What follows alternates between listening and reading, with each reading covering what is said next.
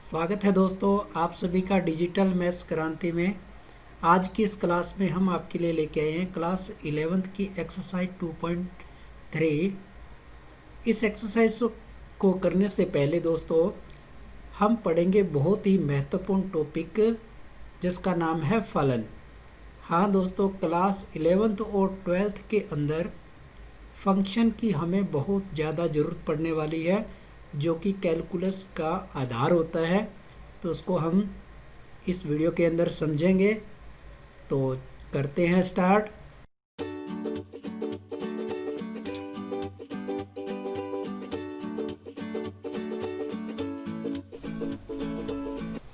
दोस्तों, फलन को समझाने से पहले मैं आपको जो हमने अब तक पढ़ा है समुच्चयों का गुणन और संबंध, उसके बारे में थोड़ा सा रिवाइज करवा दूं कि हमने क्या पढ़ा था।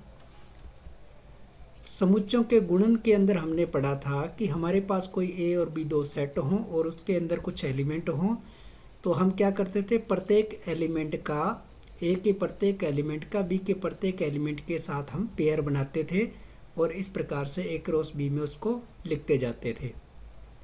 ये काम दोस्तों हम समुच्चयों के गुणन में करते थे, आप इसको अच्छी तरह से जानते हैं। और उसके बाद हमने संबंध में क्या किया कि हमें कोई एक संबंध दिया रहता था और ए और बी दो कोई सेट होते थे। उस सेट के अंदर भी अगर मान लो वही एलिमेंट हम यहाँ पे ले, तो इस रिलेशन के अकॉर्डिंग यहाँ दे रखा है कि y जो है वो x का वर्ग है, यानी कि a के प्रत्येक एलिमेंट का हम क्या करेंगे, स्क्वायर करेंगे। जो b के एलिमेंट से मैच करेगा उससे हम जो है एरो खींचेंगे। जैसे -1 का स्क्वायर किया तो 1 आया और रिलेशन में हमारे पास पेयर आया -1,1। इसी प्रकार से फिर 0 का स्क्वायर किया तो आया 0, क्योंकि अब 0 बी वाले सेट में अवेलेबल नहीं है तो 0 से एरो नहीं जाएगा। उसके बाद एलिमेंट है 1, अब 1 का हम स्क्वायर करेंगे तो फिर से हमारे पास रिजल्ट क्या आएगा, 1 ही आएगा, तो एरो वापस 1 पे ही भिड़ेगा और पेयर में हमारे पास आ जाएगा 1,1। नेक्स्ट एलिमेंट है हमारे पास 2, अब 2 का स्क्वायर करेंगे तो आएगा 4, इसलिए एरो गया 2 से 4 की तरफ और पेयर बना 2,4। ये काम दोस्तों हमने संबंध के अंदर किया। हमने संबंध में देखा कि जो हमारे ए सेट था उसके कुछ एलिमेंट जो हैं वो बी सेट के कुछ एलिमेंट के साथ जुड़े हुए हैं और ए सेट के जिन जिन एलिमेंटों का प्रतिबिंब बना है आगे जा कर के, जैसे -1, 1 और 2, ये हमारे प्रांत कहलाते थे। यहाँ हम देख सकते हैं कि हमारा जो प्रांत या जो डोमेन है वो यानी कि ए का सबसेट हो सकता है या इक्वल हो सकता है।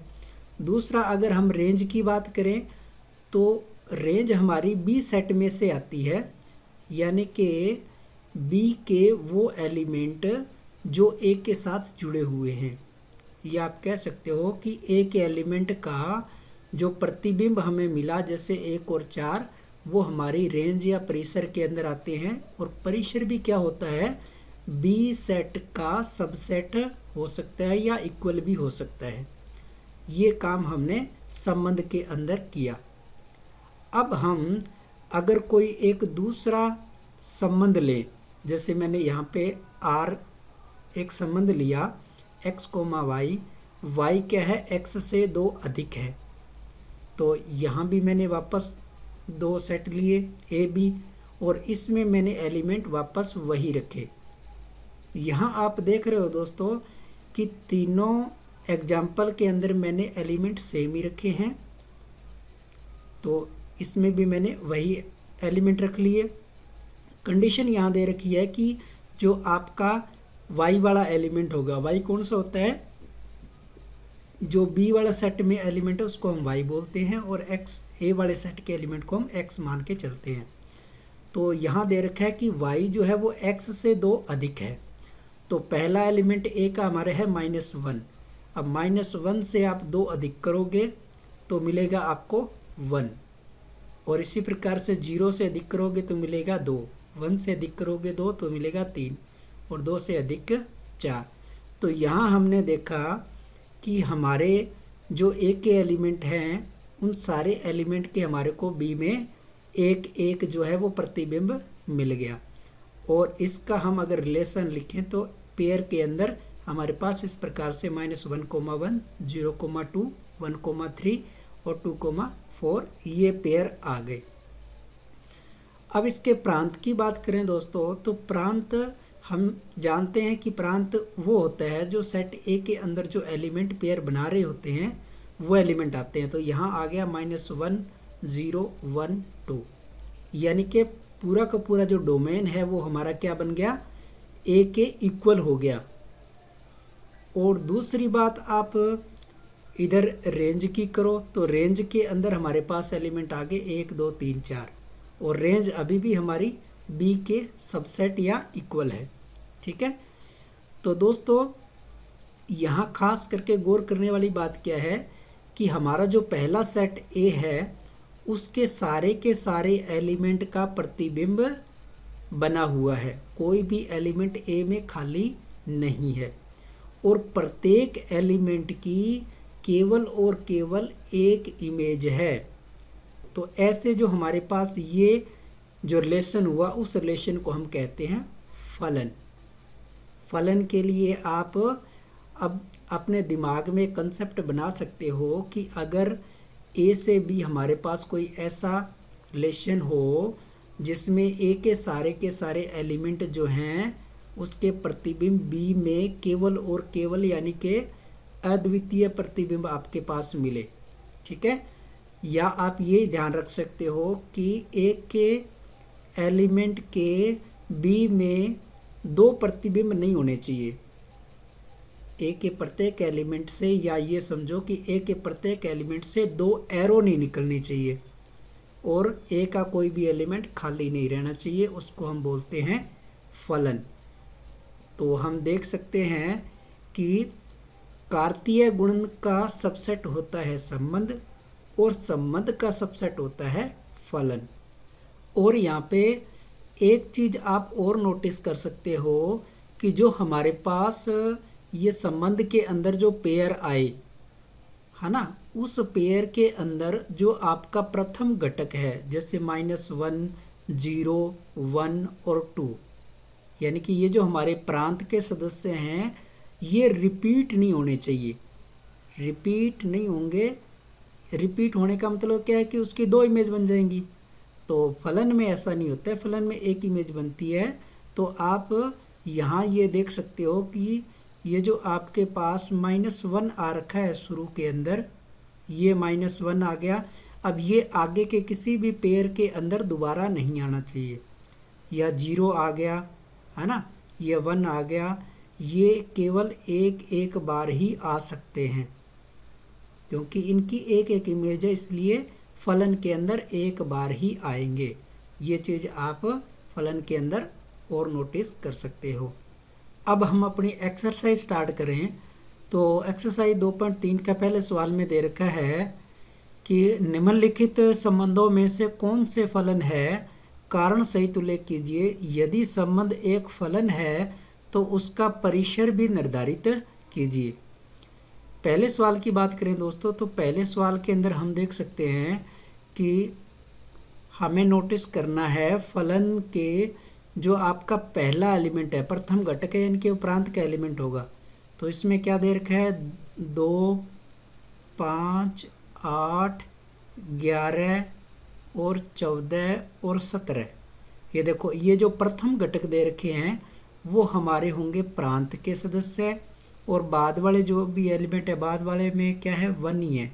तो इसका मतलब ये हमारा फलन तो है, क्योंकि फलन के अंदर कंडीशन ये होती है कि प्रथम घटक जो है वो रिपीट नहीं होना चाहिए फर्स्ट पोजीशन पे, है ना। तो ये हमारा फलन है और उसका ये परिसर पूछ रहा है। अगर इसका प्रांत भी पूछता तो हम यहाँ लिख देते, प्रांत में क्या आता, प्रांत में हमारे पास आ जाते प्रथम घटक के एलिमेंट 2, 5, 8, 11, 14 और 17। यहाँ पे सिर्फ उसने हमारे से पूछा है परिसर। परिसर, या इसको अंग्रेजी में रेंज भी बोलते हैं। फलन के अंदर इम्पोर्टेंट टॉपिक ही यही है दोस्तों कि कोई भी फलन दिया होता है उसका डोमेन फाइंड करना और उसकी रेंज फाइंड करना। तो अब यहाँ हम रेंज के अंदर अगर एलिमेंट देखें तो अंतिम घटक जो होता है इसका सेकंड एलिमेंट है, पेयर का जो सेकंड एलिमेंट है वो क्या होता है, वो आपका रेंज का एलिमेंट होता है। देखो यहाँ पे हमारे पास 1 1 1 1 1 1, यानी कि इसमें सिर्फ एक ही एलिमेंट है और वो है 1। ये हमारा आंसर हो गया फर्स्ट पार्ट का। और सेकंड पार्ट के अंदर बात करें तो यहाँ पे देखो पहला घटक दे रखा है 2 4 6 8 10 12 और 14, यानी कि 2 4 6 8 10 12 14, ये तो आपके प्रांत के एलिमेंट हो गए जो कि बार बार रिपीट भी नहीं हो रहे हैं, है ना। और परिसर की बात करें तो परिसर में आ जाएगा 1 2 3 4 5 6 7। तो यहाँ पे मैं सेकंड में सिर्फ आपको परिसर ही लिख के दिखा देता हूँ, परिसर या रेंज। ये हो जाएगा 1 2 3 4 5 6 7, ये हमारा हो गया आंसर। उसके बाद थर्ड पार्ट की बात करें तो थर्ड में दे रखा है प्रथम घटक 1, और यहाँ भी देखो ये 1 फिर आ गया, है ना। 1 की यहाँ पे 2 पेयर है, 1 का एक तो 3 के साथ पेयर है और 1 का एक 5 के साथ पेयर है। तो देखो दोस्तों यहाँ पे 1 के 2 प्रतिबिंब बन रहे हैं, इसका मतलब ये हमारा फलन नहीं हो सकता। आई बात समझ में? अगर आपको समझ में नहीं आया है तो मैं यहाँ पे आपको एक डायग्राम बना करके बता देता हूँ। यहाँ अगर ये हम 2 सेट लें तो प्रथम है 1 और 2, यानी कि एक एलिमेंट है 1 और 2 और बी के एलिमेंट है 3 और 5, 3 और 5। अब इस थर्ड पार्ट में क्या हो रहा है कि जैसे 1 का प्रतिबिंब आ रहा है एक तो 3 के साथ, और फिर 1 का प्रतिबिंब आ रहा है 5 के साथ, और 2 का प्रतिबिंब आ रहा है 5 के साथ। तो यहाँ पे आप ये चीज़ देख सकते हो कि 2 का एक तो 3 के साथ प्रतिबिंब है, 2 का 5 के साथ प्रतिबिंब है, यानी कि 2 से इकट्ठे 2 एरो निकल रहे हैं। जबकि फलन में क्या होता है, एक एरो ही जाता है, 2 एरो नहीं जा सकते। इसका मतलब ये जो आपका थर्ड पार्ट है वो फलन नहीं है। यहाँ पे आप कारण दे के बताना चाहते हो तो लिख सकते हो कि यानी कि 1 belongs to 3 and 1 belongs to 5, अर्थात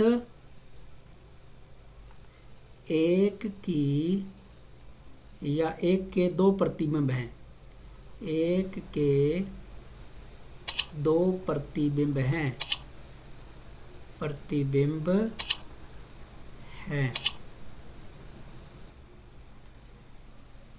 अतः फलन नहीं है, फलन नहीं है।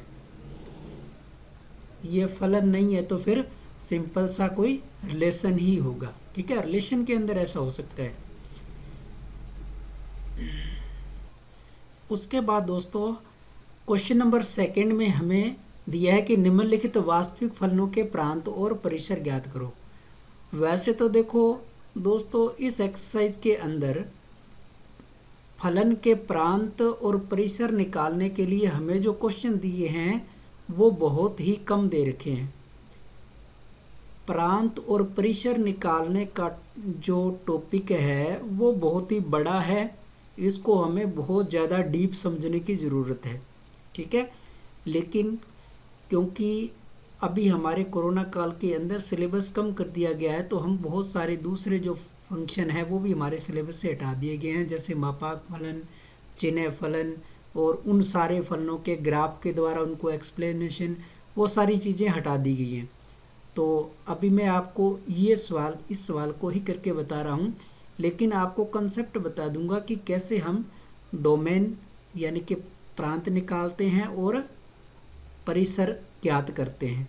इसके लिए आपको एक तो बेसिक चीज़ क्या ध्यान में रखनी पड़ेगी, वो ये है कि जैसे अब एक छोटी सी बात मैं यहाँ लिखूँ, जैसे मैंने लिख दिया x² इक्वल टू 25, तो यहाँ आप बता सकते हो कि x का मान मेरे पास क्या आएगा, x का मान मेरे पास क्या आएगा, आप दिमाग लगाओ। और दूसरा मैं ये लिख दूँ कि x इक्वल टू √25, यहाँ पे मेरे पास x का रिजल्ट क्या आएगा।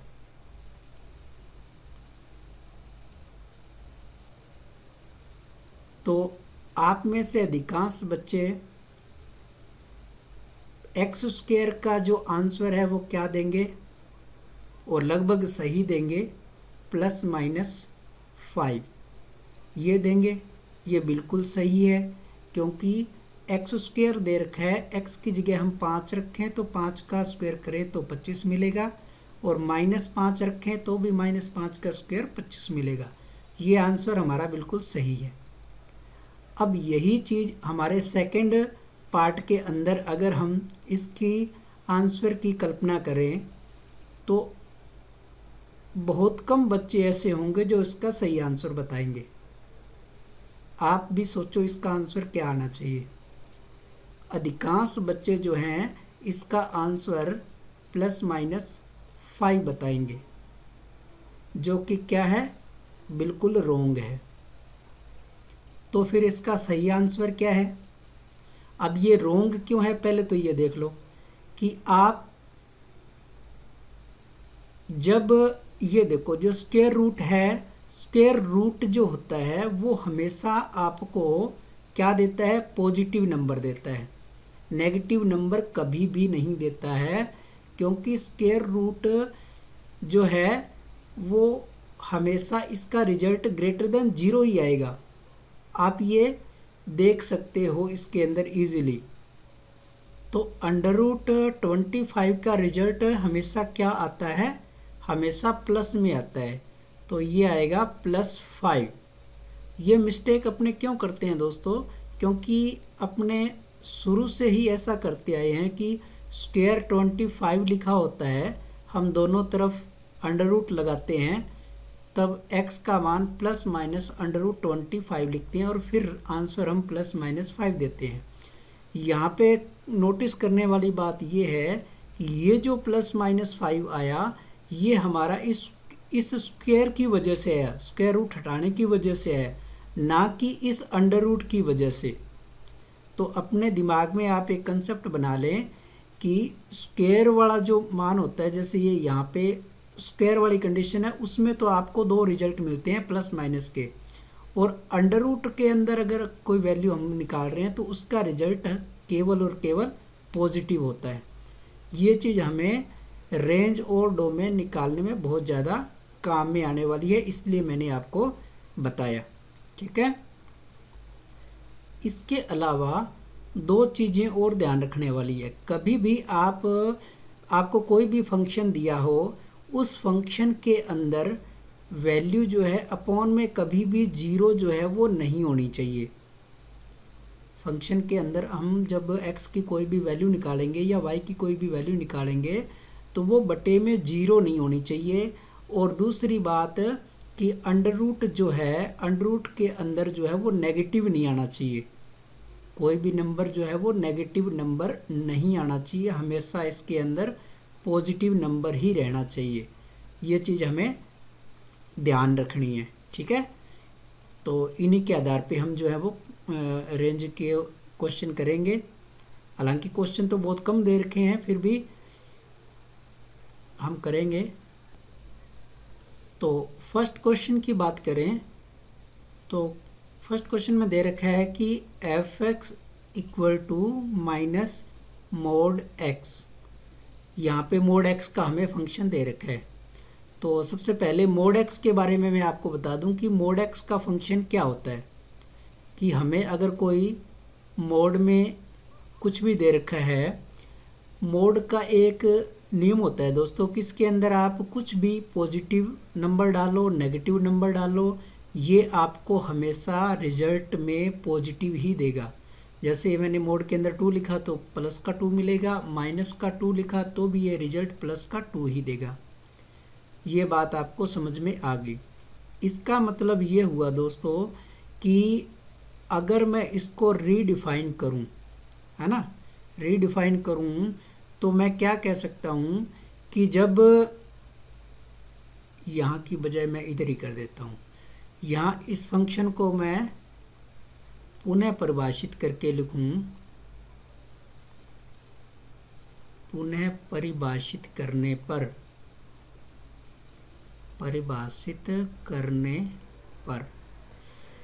मोड एक्स के फंक्शन की बात कर रहा हूँ, अभी मैं माइनस की बात नहीं कर रहा हूँ। ये जो आपका मोड एक्स होता है ये इस प्रकार से डिफाइन होता है कि इसके जो x greater than equal to 0 हो,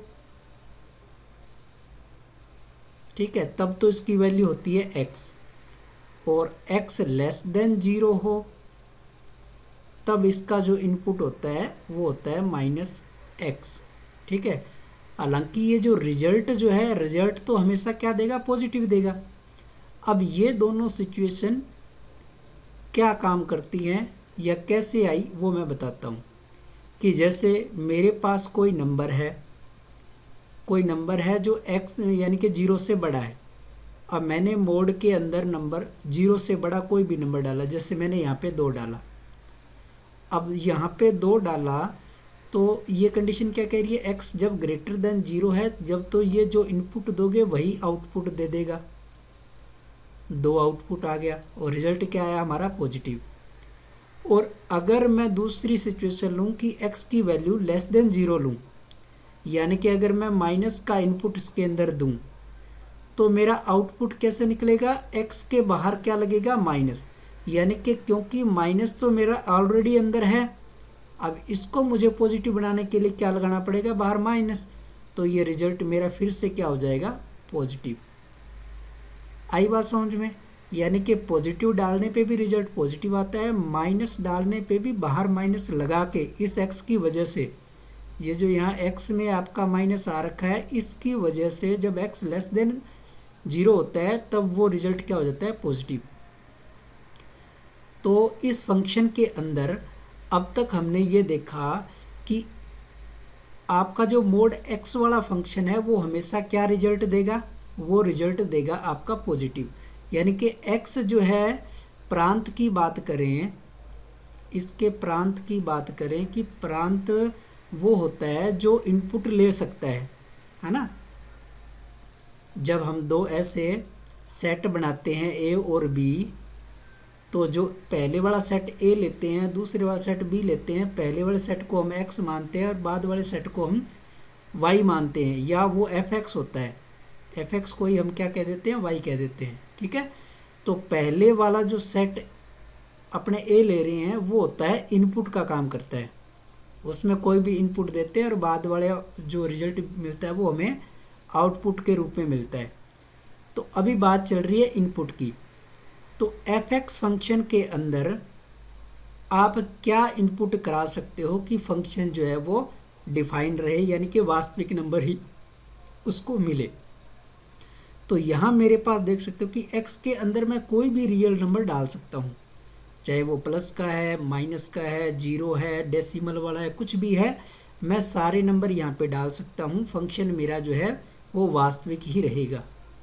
तो इसका प्रांत तो हो गया r, ठीक है। रियल नंबर लाइन आप जानते हो, सारे नंबर इसके अंदर आ सकते हैं। अब दूसरा मैं बात करूं परिसर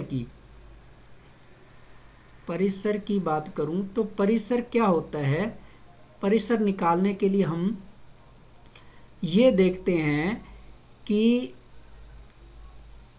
इसके अंदर जो आपको मोड एक्स का फंक्शन दिया है, मोड एक्स का फंक्शन आपको बता रहा है कि आपको रिजल्ट क्या मिलेगा, हमेशा पॉजिटिव मिलेगा, हमेशा ये मोड एक्स आपको पॉजिटिव रिजल्ट देगा।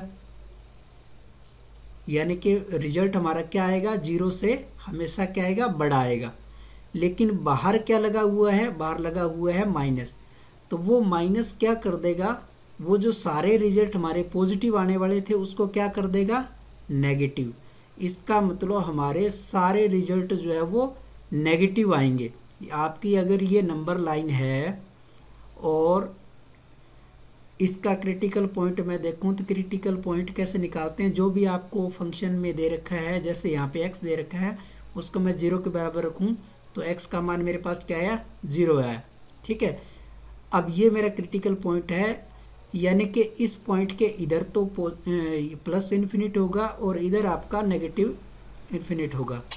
तो इस मोड x ने मुझे रिजल्ट तो क्या देना था, सारा का सारा प्लस देना था, लेकिन बाहर माइनस आने की वजह से मेरा सारा का सारा रिजल्ट कैसे हो जाएगा, नेगेटिव हो जाएगा, यानी कि ये वाला पार्ट मुझे मिलेगा। आई बात समझ में, क्योंकि इस मोड की वजह से हमें मिलने वाला था सारा मान पॉजिटिव, x का मान जो मिलने वाला था, सारे का सारा मान क्या मिलने वाला था, पॉजिटिव मिलने वाला था, लेकिन बाहर माइनस होने की वजह से सारे नेगेटिव नंबर हमें मिलेंगे। वो नेगेटिव नंबर कहाँ से कहाँ तक होंगे, तो उसके लिए हम देखें तो वो होगा -इन्फिनिटी से 0 तक। ठीक है, अब 0 इसमें इंक्लूड होगा या नहीं होगा ये आप देख सकते हो कि जब आप यहाँ पे x की वैल्यू 0 आएगी तो -0 जो कि 0 ही होता है, इसलिए 0 यहाँ पे साथ में इंक्लूड जो है वो होगा। तो ये इसका आ गया परिसर। अब दूसरे क्वेश्चन की बात करें तो यहाँ पे हमें फंक्शन के अंदर f(x) = √9 - x² दे रखा है। ठीक है, तो यहाँ पे हम देख सकते हैं कि सबसे पहले मुझे निकालना है प्रांत। अब प्रांत के लिए मैं क्या देखूँगा कि अंडर रूट के अंदर, ये जो आपका अंडर रूट के अंदर मुझे जो भी दे रखा है, यहाँ पहले लिख लेते हैं प्रांत के लिए, प्रांत निकाल रहे हैं अपने उसके लिए, है ना। ये f(x) यानी कि y बराबर कोई हमें फंक्शन दे दिया 9 - x²। अब आपको मैंने बताया कि जब भी आपको अंडर रूट दिया होगा तो इसके अंदर वाला जो मान है वो क्या होना चाहिए, पॉजिटिव होना चाहिए, यानी कि > 0 होना चाहिए। तो यहाँ से मैं क्या लूँगा, 9 - x² > 0, ये हम लेके चलते हैं। और यहाँ जो भी हमारे पास वेरिएबल दिया होता है उस वेरिएबल को हमें पहले पॉजिटिव बनाना पड़ता है। पॉजिटिव बनाने के लिए क्या करूँगा, माइनस कॉमन लूँगा, x² - 9 > 0। अब जब इस इनक्वलिटीज़ को जब माइनस से मल्टीप्लाई कराएंगे तो x² - 9 और ये जो निशान है आपका ये चेंज हो जाता है। इसका भी रीज़न है दोस्तों, आप देख सकते हो कि जैसे अगर मैं लिखूं कि 5 > है 0 से, अगर मैं दोनों तरफ माइनस का मल्टीप्लाई करा दूं तो मेरे पास -5 और इधर माइनस का 0, यानी कि 0 ही रहा। अब देखो ये -5 0 से बड़ा तो नहीं होता है, ये छोटा हो जाता है। तो आप एक चीज़ देख सकते हो कि जब भी हम -5 का यानी कि माइनस का इनइक्वलिटी से गुणा करा देते हैं या भाग करा देते हैं तो हमारे इनइक्वलिटीज़ का जो अस्मिका जो है उसका साइन जो है वो चेंज हो जाता है। तो यहाँ मेरा साइन चेंज हो गया और ये मेरे पास गुणनखंड में बनाऊँ तो x - 3 और x + 3, ये इस प्रकार से मेरे पास इनइक्वलिटी गुणनखंड बन के आ गए। अब इसके मैं क्रिटिकल पॉइंट अगर निकालूं तो क्रिटिकल पॉइंट कैसे निकालते हैं, गुणनखंड को 0 के बराबर रखते हैं, यानी कि x - 3 बराबर 0 होगा या फिर x + 3 बराबर 0 होगा। तो यहाँ से मेरे पास x का मान आया 3 या आया x बराबर -3। तो इस नंबर लाइन पे -3 मान लो मेरा यहाँ है और +3 मान लो यहाँ है। इधर आपका प्लस का इन्फिनिटी है, इधर माइनस का इन्फिनिटी है। अब मुझे इस नंबर लाइन के ऊपर जो साइन है प्लस या माइनस का वो मुझे डिसाइड करना होता है। वो कैसे करते हैं कि आप ये जो प्लस का 3 है इससे बड़ा कोई भी नंबर लेके देख लो, प्लस के 3 से आप कोई भी बड़ा नंबर लो। जैसे मैंने यहाँ पे 4 लूँ, है ना।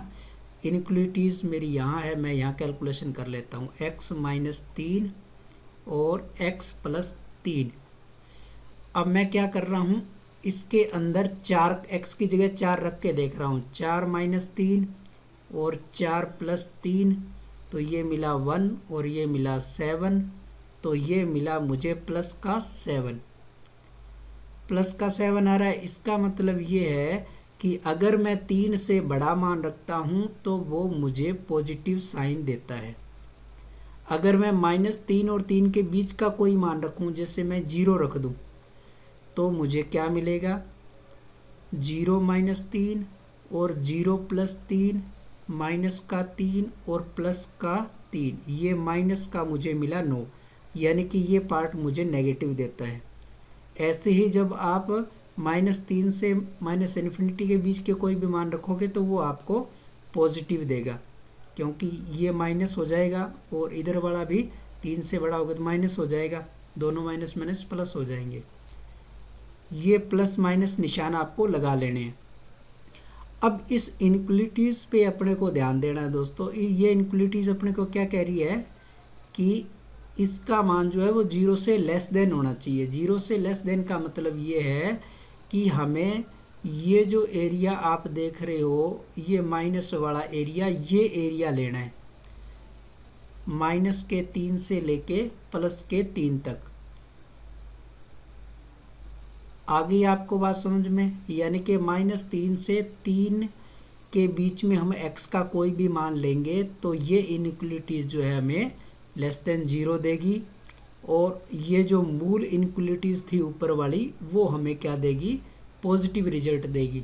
और अंडर रूट के अंदर हमें पॉजिटिव रिजल्ट ही चाहिए, तभी जो फंक्शन है वो वास्तविक फंक्शन जो है वो रहेगा।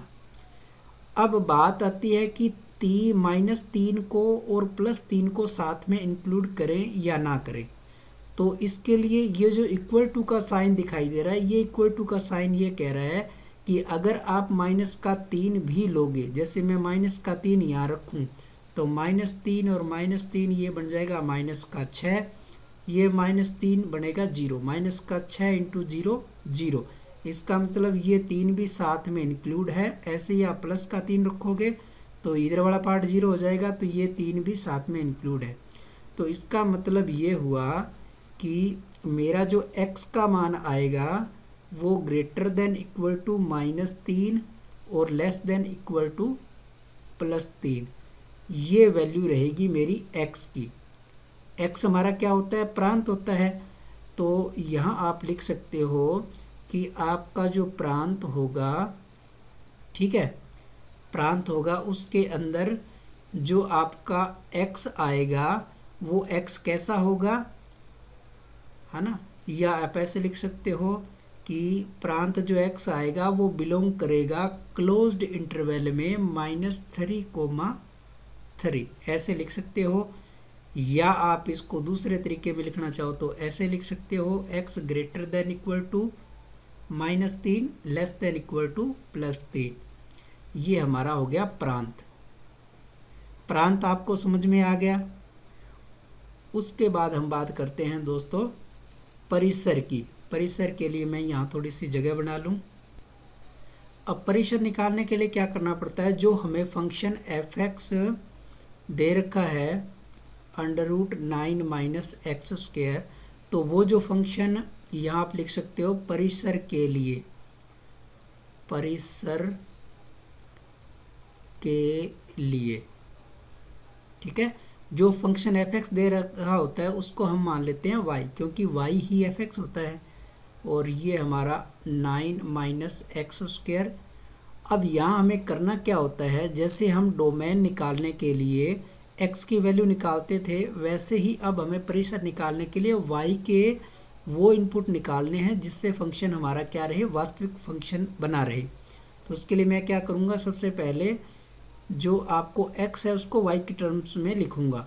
तो यहाँ पे दोनों का स्क्वायर करूँगा तो ये हो जाएगा y², 9 - x², x² को मैं इधर लाऊँगा और 9 - y², और फिर जब इसका मैं अंडर रूट करूँगा तो ये मुझे मिल जाएगा प्लस माइनस √9 माइनस y², ये मिल गया। ठीक है, अब हम सबसे पहले अपना फोकस अगर इस चीज़ पे करें तो आप ध्यान से यहाँ देखो, यहाँ क्या लिखा हुआ है कि y = √9 माइनस x²। आपको मैंने √25 का एग्जाम्पल देख करके बताया था कि अंडर जो होता है वो हमेशा हमारे को पॉजिटिव नंबर ही देता है।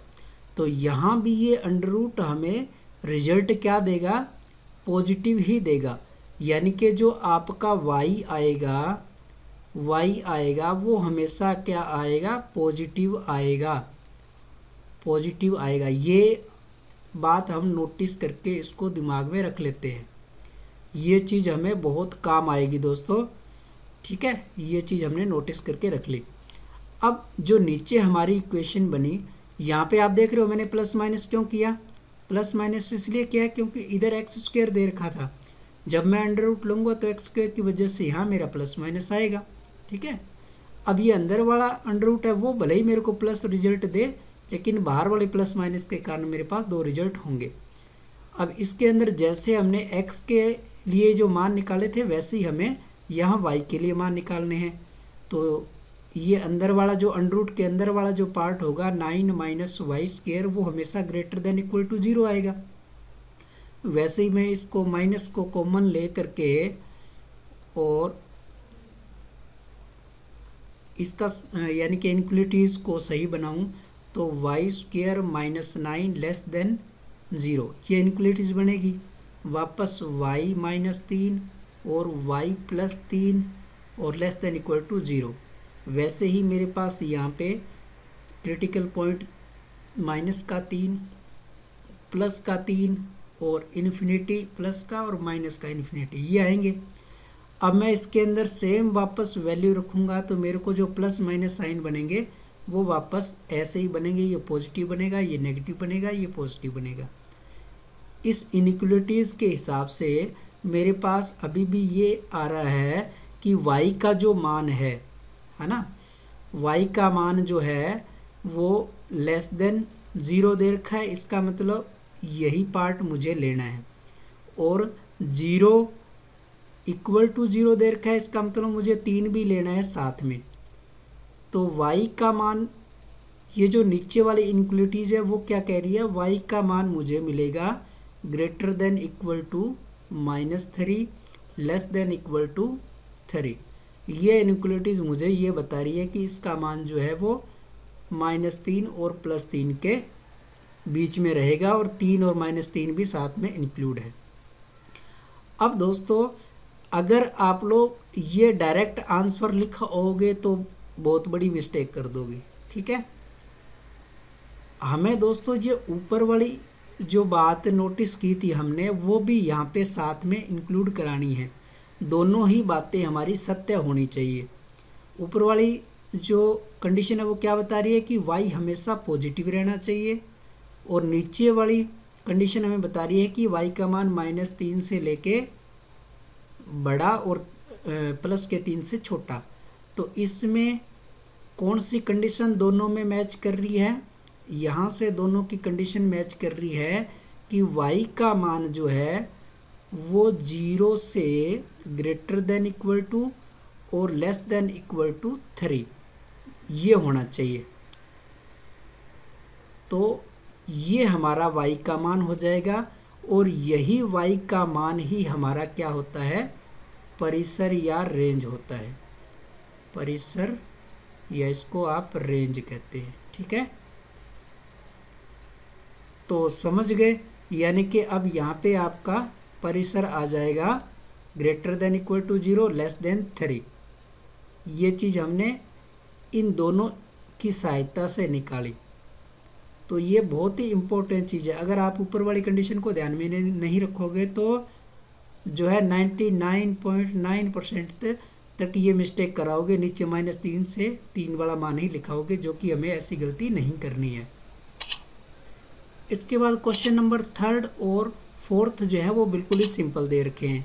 यहाँ पे हमें एक फलन दे रखा है, इन्होंने बता रखा है कि एफ एक्स जो है, क्वेश्चन नंबर 3 की बात करें, एफ एक्स जो है एक फलन है, खुद से इन्होंने हमें बता दिया है ना, फलन है। तो हमें एफ जीरो का मान निकालना है कि एफ जीरो यानी कि फलन के अंदर जब हम जीरो का इनपुट देंगे तो हमें आउटपुट क्या मिलेगा, यानी कि हमें रेंज का वो एलिमेंट मिलेगा कोई भी। तो एक्स की जगह आप सिंपली ज़ीरो रख दो, तो यहाँ आप देख सकते हो कि आपको रिजल्ट क्या मिल जाएगा, -5 मिल जाएगा। ठीक है, तो ये हमारा आंसर हो गया। और -5 देखो रियल नंबर होता है, तो -5 आउटपुट हमारा आ सकता है। ये ध्यान रखना कि अगर वैल्यू रखने पे हमारा फंक्शन अनडिफाइंड हो जाता है, जैसे 1/0 या अंडर माइनस वाली कोई सिचुएशन बनती है, तब हमारा फंक्शन जो है वो डिफाइन नहीं होता है। तो ये सिंपल से है, आप इसमें वैल्यू रख करके आंसर निकाल सकते हो। ऐसे ही क्वेश्चन नंबर 4 के अंदर आपको टी सेल्सियस डिग्री के तापमान फ़ारेनहाइट प्रतिचित्रण करता है। तो ये कोई टी में आपको फंक्शन दे रखा है, TC = 9c/5 + 32। अब इसमें वो कह रहे हैं T0 पे मान निकालो, है ना, और T28 पे आप किसी का भी मान यहाँ पे इजीली निकाल सकते हो। जैसे पहले का ही मैं निकालूं तो मुझे निकालना है T0 का मान, यानी कि C की जगह मुझे 0 का इनपुट देना है, तो ये 0 ही हो जाएगा, 0 + 32, यानी कि आपका T0 पे जो आउटपुट आएगा वो 32 आएगा। बाकी आप इजीली इनके आंसर जो है वो निकाल सकते हो। नेक्स्ट क्वेश्चन नंबर 5 के अंदर हमें फंक्शन दिया है 2 - 3x, x belongs to r, x > 0, तो उसका हमें परिसर ज्ञात करना है। फंक्शन दे दिया एफ एक्स 2 - 3x और बता दिया कि x बिलोंग करता है रियल नंबर से और साथ में x > 0 भी है। तो हमें इसका परिसर निकालना है, परिसर ज्ञात करना है। तो परिसर ज्ञात करने के लिए हम क्या करते हैं, सबसे पहले एफ एक्स को y मान लेते हैं, 2 - 3x ये हमने लिख लिया, है ना।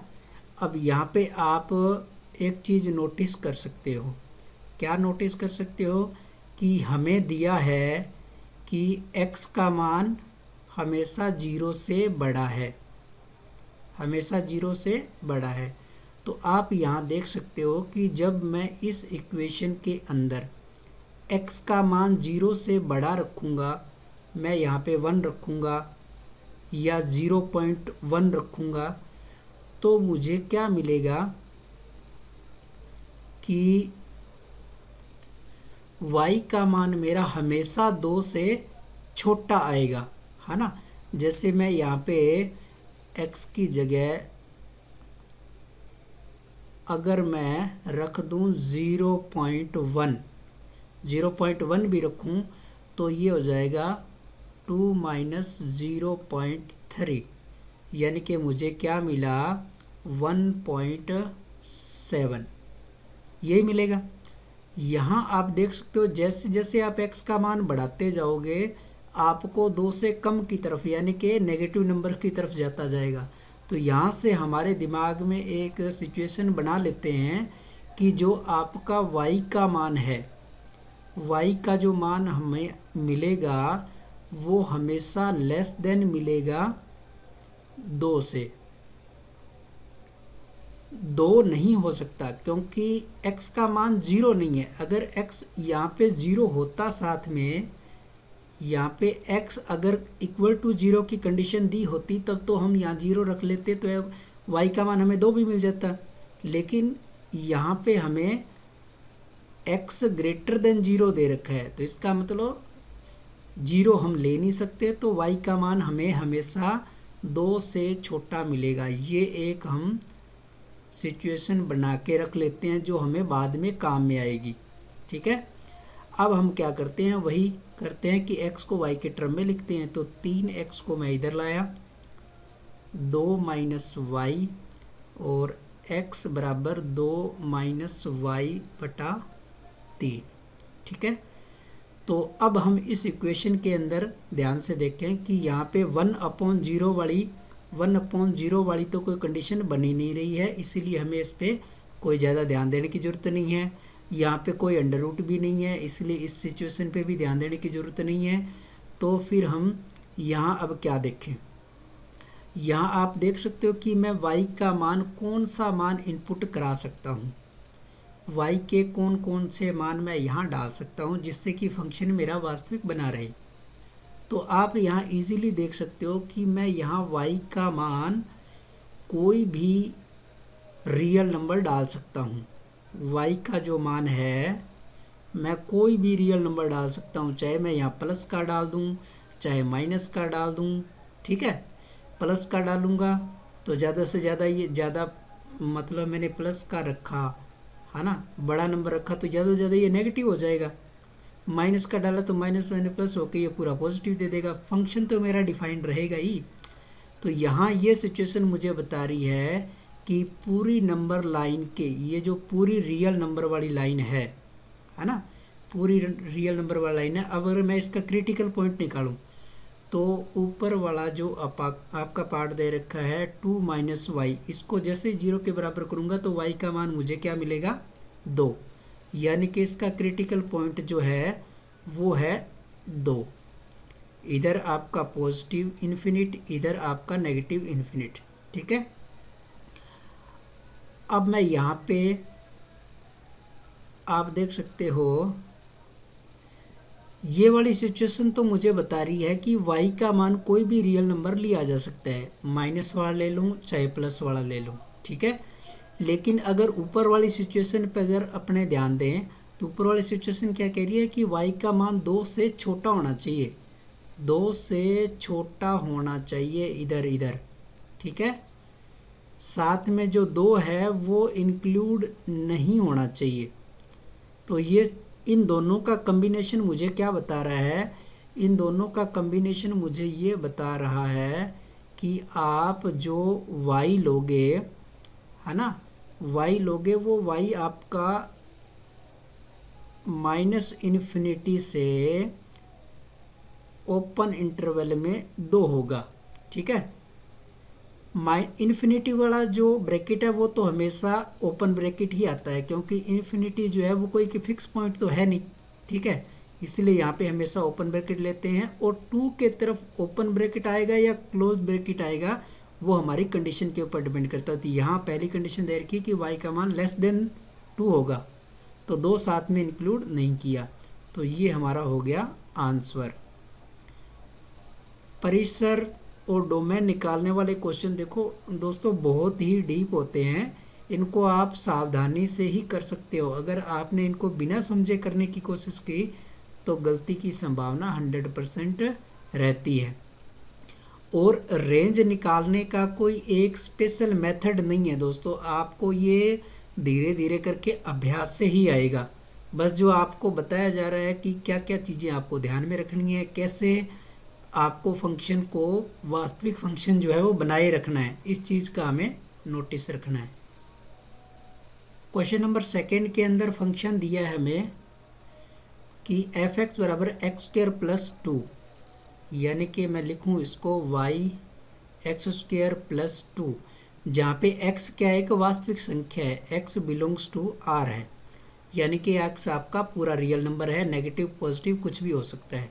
ठीक है, तो आप यहाँ पे अब इस बात को नोटिस करो कि जब मैं x को प्लस का लूँगा और उसका स्क्वायर करूँगा तो वो मुझे प्लस ही मिलेगा, x को मैं अगर नेगेटिव लूँगा उसका स्क्वायर करूँगा तो वो भी मुझे पॉजिटिव ही मिलेगा।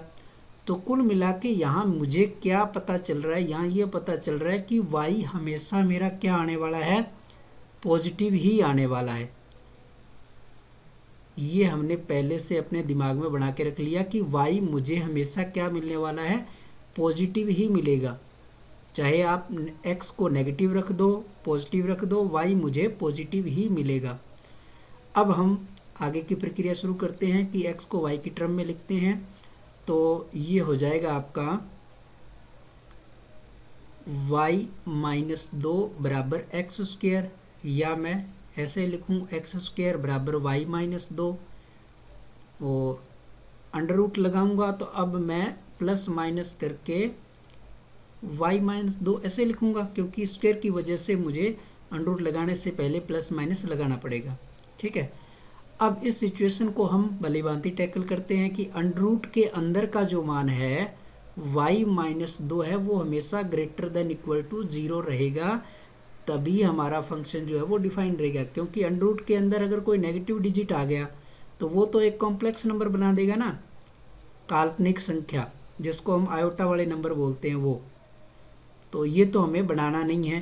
ठीक है, इसका मान हमेशा अंडर रूट का वास्तविक फलन के लिए ग्रेटर देन इक्वल टू 0 ही होता है। तो यहाँ से अब मैं y का मान निकालूं तो मुझे मिल रहा है ग्रेटर देन इक्वल टू 2। तो यहाँ मुझे y का मान क्या बता रहा है कि y का मान 2 हो सकता है या 2 से बड़ा हो सकता है। ये बता रहा है कि y का मान 2 या 2 से बड़ा हो सकता है। अगर मैं इस नंबर लाइन इसका क्रिटिकल पॉइंट निकालूं तो मुझे 2 मिला, ये प्लस का इन्फिनिटी, ये माइनस का इन्फिनिटी। ठीक है, ये वाला जो नीचे वाला रिजल्ट है, ये रिजल्ट मुझे बता रहा है कि y का जो मान है ग्रेटर देन इक्वल टू 2, यानी कि 2 को शामिल करते हुए ये बता रहा है इधर वाला मान होगा 2 से लेके प्लस इन्फिनिटी तक। और ऊपर वाला रिजल्ट मुझे क्या बता रहा है कि y का मान जो है पॉजिटिव ही होगा। तो ये दोनों मुझे सेम ही मान बता रहे हैं, पॉजिटिव। तो इन दोनों का जो हम कॉमन पार्ट देखें तो वो मुझे y का मान मिलेगा। अब यहाँ पे मुझे 2 मेरा साथ में इंक्लूड है तो मुझे क्लोज्ड इंटरवल लगाना पड़ेगा, 2 से लेके इन्फिनिटी तक ओपन इंटरवल। तो ये मेरा हुआ परिसर। थर्ड पार्ट में बात करें तो यहाँ पे हमें फंक्शन दे रखा है f(x) equal to x, f(x) equal to x, जहाँ पे जो x है वो एक वास्तविक संख्या है, रियल नंबर। x आपका पॉजिटिव नेगेटिव कुछ भी हो सकता है। तो इसका मुझे निकालना है परिसर। परिसर निकालने के लिए ये करते हैं, f(x) को y लेते हैं, y बराबर क्या हो जाएगा x। अब ये मान मुझे क्या बता रहा है, ये मान मुझे बता रहा है कि x का मान रियल नंबर है, पॉजिटिव नेगेटिव कुछ भी हो सकता है। तो यहाँ जब x का मान पॉजिटिव नेगेटिव कुछ भी हो सकता है तो y का मान भी तो मुझे पॉजिटिव नेगेटिव कुछ भी मिलेगा।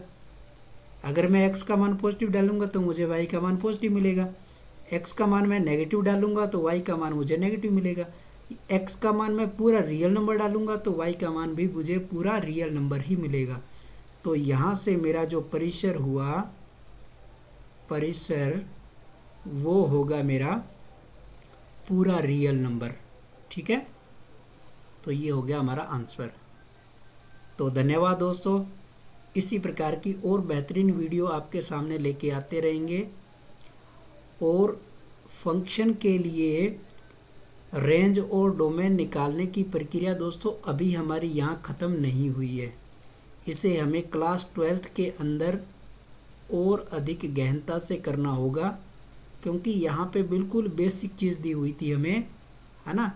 हो सकता है आपको थोड़ी बहुत ये डिफ़िकल्ट लगी होगी, क्योंकि अपने इस NCERT सिलेबस के अंदर ये जो 2-3 क्वेश्चन दे रखे हैं ये डायरेक्ट ही दे रखे हैं, जबकि हमें इससे पहले बहुत ज़्यादा अभ्यास की ज़रूरत है।